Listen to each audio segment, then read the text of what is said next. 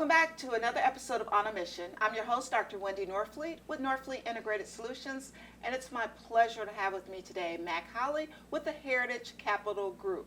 Welcome, Mac. Thank you, Wendy. Appreciate it. So, Mac, tell me a little bit about yourself. Well, I've been in Jacksonville almost 30 years, originally from Alabama. Grew up there, went to school there, but when I got out of school back in 1983, I ended up moving to Miami, Florida, getting in the commercial banking business, and been in Florida ever since. Okay. Well, it's definitely Jacksonville's game. And I know you are part of a group, the Heritage Capital Group. Yes. Tell me a little bit about it. Heritage Capital Group is a boutique investment banking firm, and we basically do four things. We help companies improve their value. Mm-hmm. We help companies raise capital if they want to grow, debt or equity capital.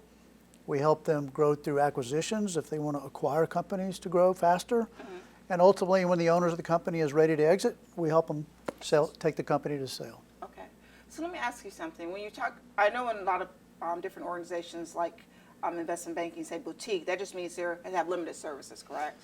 Yeah, we have a tight focus, small group, broad geography, but yes, exactly. Okay, just wanted to make sure, because you said boutique. I'm going to make sure we all understand what that is. I have a question for you.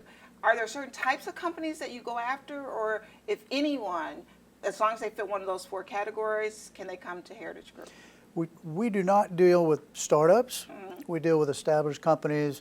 I would say are doing close to 10 million in revenue or higher. Usually cash flow, $1.5 million, 2 million. Okay. That's the niche we play in. Okay. There's a whole nother business broker set that operates for companies smaller than that, Mm-hmm. but that's our niche. Okay. And so when companies come to you, I know sometimes when people, even some of the companies that I work with, they want to do certain things, but they may not be ready. They have to, they have to get prepared to do certain things. That's right. Do you work with them to get that preparation as long as they fit, the categories? Yes, we do. Because oftentimes, an owner of a business, they're not ready to sell anytime soon. But we like to work with them early and help them do what we call an exit plan. Mm-hmm. That doesn't mean you're ready to exit now, but you need to have a goal in mind. What do you want your company to look like when you are ready to exit? Right. And we help them put a plan together to get there, to improve the value of the company, fix things that need to be fixed from the eyes of a buyer that are going to reduce the value or give you worse terms of a sale. So we try to get with the company several years before they're even ready to sell. If they're ready to go, that's fine, but the further ahead we're able to work with them, the more you can do. The more we can do for them. So that sounds awfully familiar, like selling a house. Yes, exactly.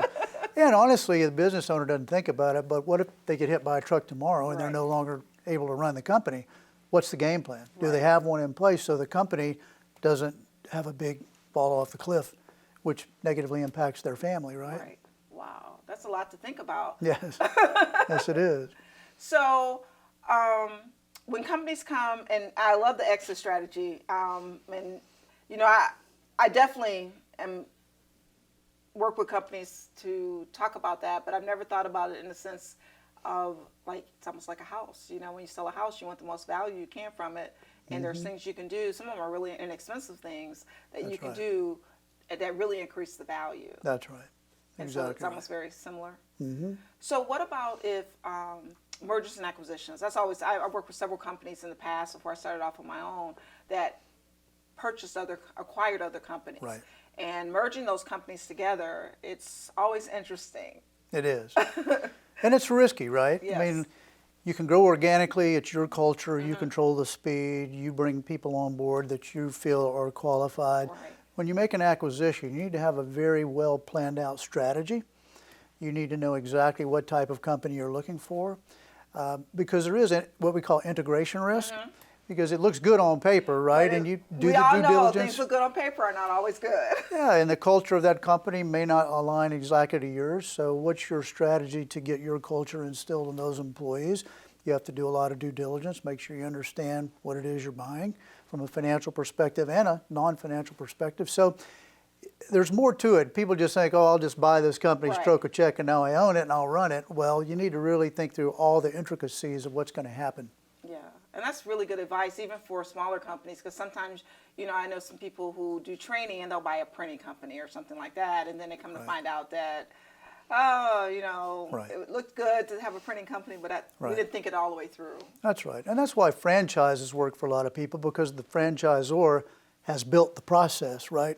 So When long you as buy a follow the process, franchisee, they train you, right. you follow their process, and as you say, as long as you follow their process, you have a much higher chance of success than if you're just winging it, you know? Right. So So what advice, you know, I know we're running short of time, but what advice would you give to the companies out there as far as getting with a company such as yours to help them make these decisions or take these actions? right. Well, first of all, I know a lot of companies have grown from small mom and pop operations to really good sized enterprises. They watch every nickel and dime. They need to look at this planning process as an investment in the future, Yes. not a cost, because it's going to give a very significant return if they do it right. So getting advisors around you, you always hear people, let's surround myself with really talented people.